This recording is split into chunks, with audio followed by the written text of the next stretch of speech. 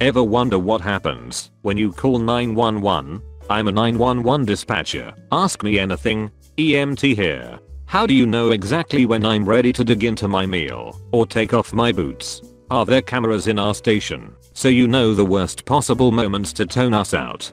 Do my sacrifices to the dispatch gods get seen, or should I just stop doing them altogether? We usually try to hold all pages until lunchtime, dinner time, and the middle of the night, so it's good to hear we are being effective. If I'm being pulled over by a civilian vehicle with a siren light on the roof like a detective's car in TV shows, should I call 911 before pulling over? I'd be concerned that it was someone trying to rob me with a $10 light off eBay. What should one do in this situation to confirm the officer is legit? If you feel the other car may not be an actual cop, absolutely please call in. All our units advise us immediately that they are doing a traffic stop for everyone's safety. Do you ever accidentally slip into dispatcher mode when you're on a regular old personal call?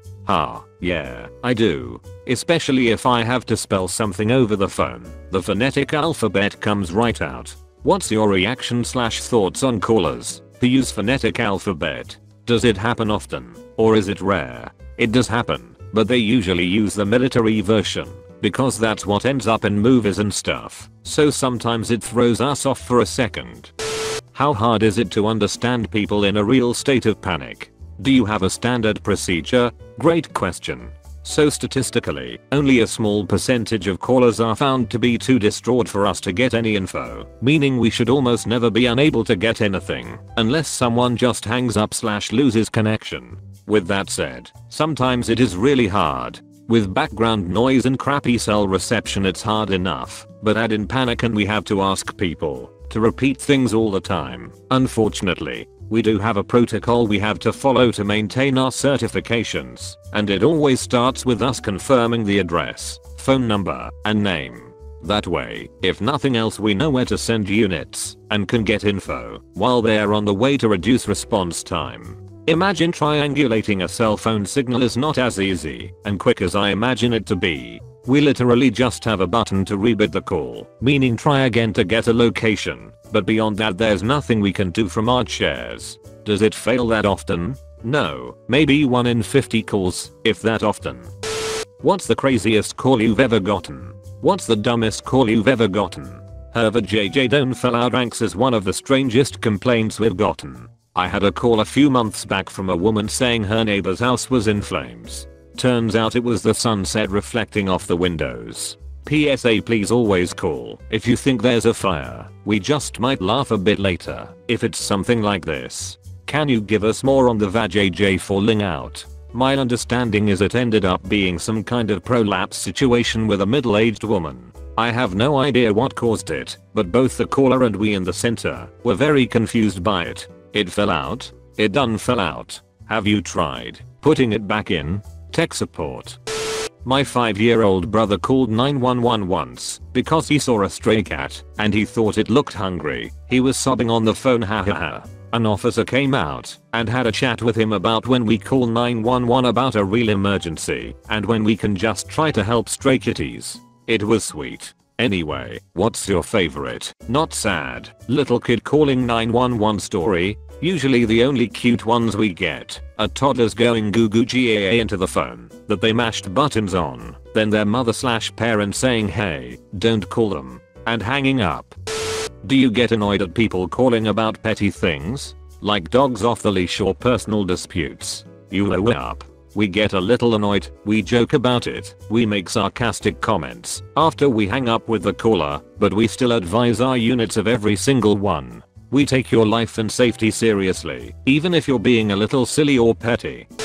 Is it difficult for you to detach emotionally once you know there's nothing more you personally, or anyone if that's the case, can do for the caller? It is easier for me than some of my peers for whatever reason. I just don't get very emotionally invested unless it's someone I know or care about. I know it sounds very heartless, but I'd argue it makes me better sweeted because even seasoned veterans in this job can get a horrible call and freeze up, and that's when things go really wrong.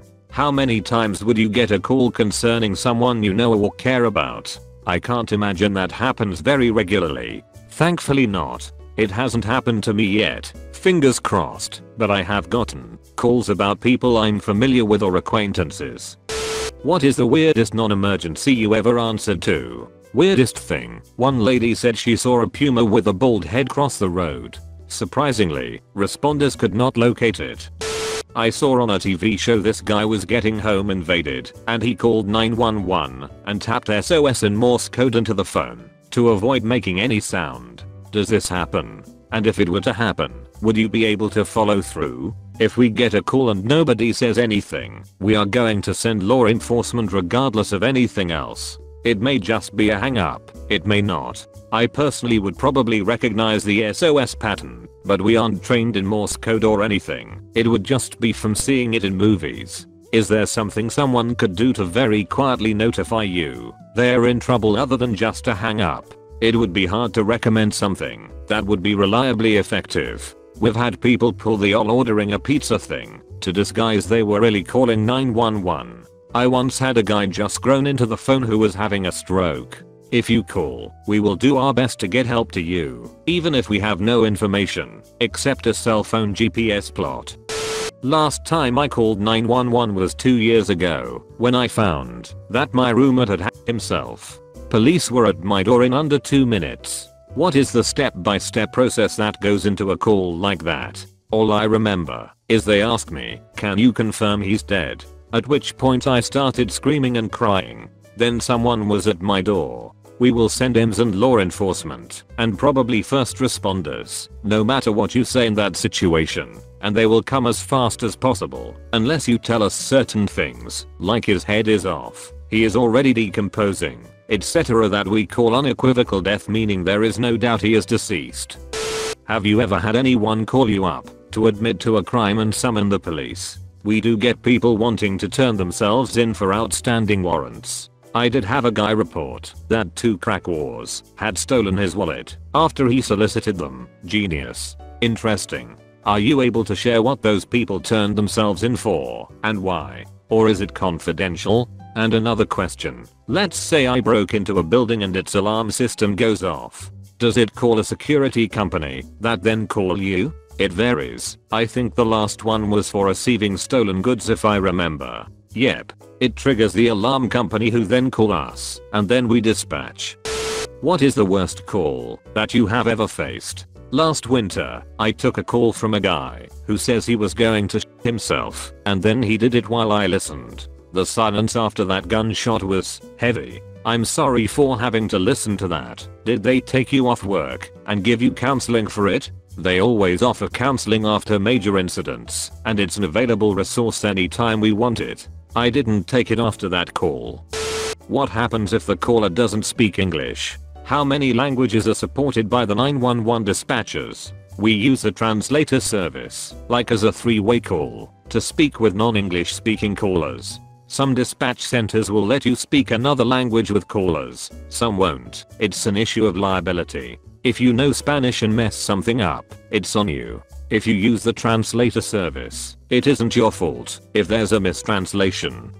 When there's a fire/accident/crime on/near a major road, do you receive several dozen calls for it? How do you handle that? As in, do you tell them that there are units responding and try to free up the line as quickly as possible? Or do you continue to ask them for information? Oh yes. Oh yes. And yep, we tell them we have received reports. Units are en route and document the call. Unless the original caller gave very little info and the new caller says they are on scene at the accident, or were involved or something, and we can get more info from them. How do you decide when you should stay on the call instead of just take the call and dispatch and then disconnect? It's kind of a hard thing to put into words. Sometimes you just get a feeling like, hey, those background noises are weird, or this caller's voice sounds scared, even though she says she's fine. Other times, the caller themselves asks you to stay on, especially with some bad medical calls. What happened to that whole being charged for calling 911 thing? People still get charged. It just requires a pattern of behavior and calling for no reason at all / every little thing. Is 911 the best number to call for non-emergency traffic situations? For instance, after a windy night, when a tree branch is blocking a traffic intersection, I'm sure there is a city service for this, but if I notice while I'm driving I may not have those phone numbers handy, you can call State Highway Patrol, or go ahead and call 911 and we can transfer you or advise them ourselves. How stressful is your job? It can be pretty stressful sometimes, but where I work that tends to come in spurts. There will be periods where it's slow, and we get a few calls in 10 minutes maybe, then the next moment we have 30 units headed out on 6 calls all at once, and things are just crazy. The hardest part sometimes it's just having the 12-hour shifts and just being seated and indoors for that long, but people do burn out and get secondary PTSD from what we have to deal with. 12-hour shifts? Do you do that regularly or just sometimes? It's a rotating schedule, so like 2 days I work, then I'm off too, but always 12-hour shifts, minus 6 AM to 6 PM. Do you usually trace the caller's location without explicit permission? I imagine it could save lives in case of kidnapping/hostage situations. We can have a cell traced, but there is a process, and it has to be done at the request of law enforcement under very specific circumstances. In the day and age of cell phones, I imagine many people do not know the address of where they currently are located. With a landline it could be easily traced to an address. How do you track a cell phone to a specific address? It shows up as a little dot on our map and we look at the closest valid address and hope for the best. When were you the most panicked on job, and why? The last time I felt panicked, I was listening to a woman scream, "God please, let him start breathing." If she had instead came back to the phone, I cold talked her through CPR and maybe saved that guy.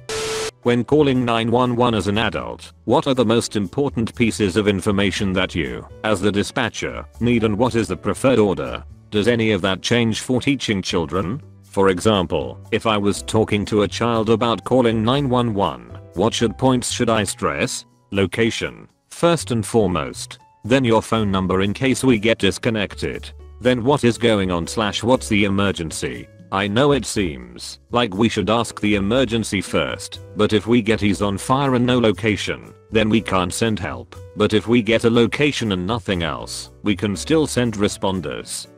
I can't believe I haven't seen anyone ask this, but what is the pay like? Most areas you probably start around $30k to $35k, but for big metro areas, I'd be surprised if it wasn't closer to $40k starting out.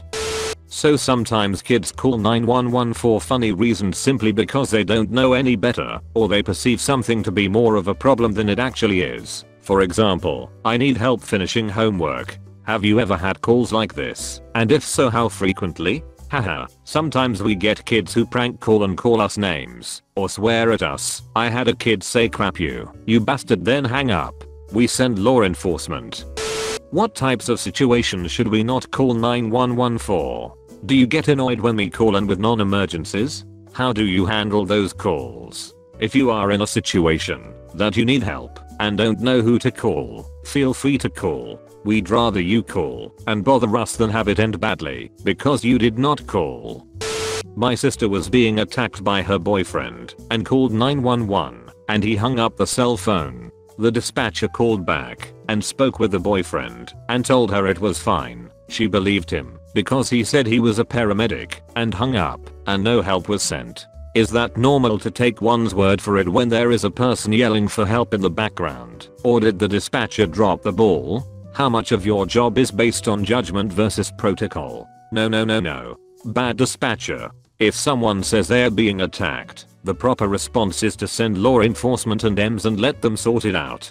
We as dispatcher should never ever make decisions like that. The only time we don't send EMS is if the victim declines it. If someone says they were being attacked, there's no way in hell we would cancel law enforcement. Even if the victim is just making it up to get someone in trouble, that's not our judgment call to make. That's for the officer/deputy who responds. I'm genuinely, earnestly sorry that was handled so poorly, and I really hope your sister is okay and in a better situation.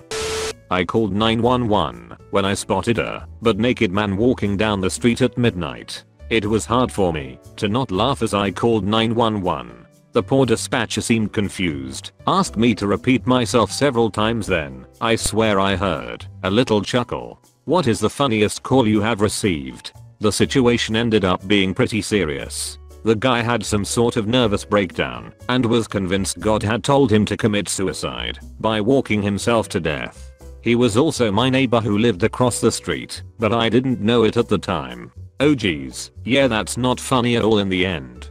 I mentioned in another comment that a caller called 911 to say Tic-Rac Wars had stolen his wallet and not had SAS with him after he solicited them, so he got ripped off and robbed. We asked their names. His answer? Crack War 1 and Crack War 2. Brilliant. How do I report a dispatcher? There was an Uber driver outside my house that told me leave after I accidentally mentioned I would be home alone for a few days. He was banging on the windows and trying to find a way in. When I called the dispatcher, it was this very unpleasant and unprofessional woman who kept asking if I had ordered the Uber driver. Ultimately, I ended up flashing my airsoft gun in the dark with my hand over the orange tip, so it looked like a real MP5K to scare him away. When I told the dispatcher he left, she threatened to have me fined and charged for prank calling 911. Call back and ask for their shift supervisor to file a report. If that doesn't work, speak with the county manager.